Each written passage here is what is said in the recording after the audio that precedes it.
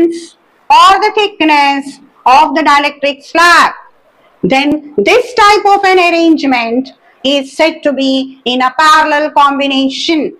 So let us note down what is same and what is not same.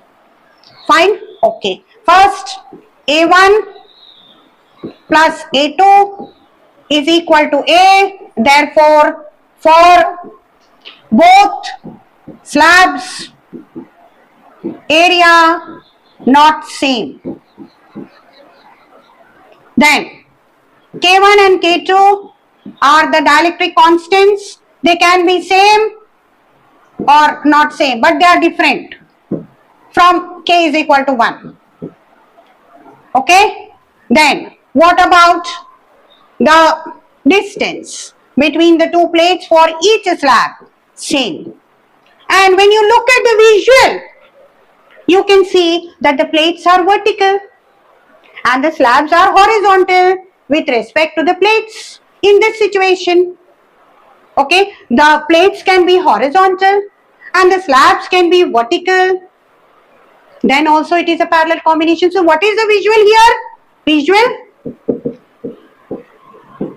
plates, vertical, slabs, horizontal. Okay, this is the visual. Fine. So all these hints together can decide that this is a parallel combination of dielectric slabs between the plates. So we can use the formula for parallel combination in this case. So Cp, that is the capacitance for parallel combination, is equal to C1 plus C2. What is C1 from the given arrangement? It is A1 K1 epsilon naught upon D. What is C2 in this arrangement? It is A2 K2 epsilon naught upon D. D is same for both A1 K1, A2 K2. Epsilon naught is definitely same. Fine. Now substituting these values in the equation 1, we have Cp is equal to A1 K1 epsilon naught by D plus A2 K2 epsilon naught upon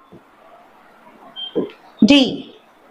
Fine. So Cp is equal to, taking epsilon naught upon D as common, we can have A1 K1 plus A2 K2 taken common in the brackets.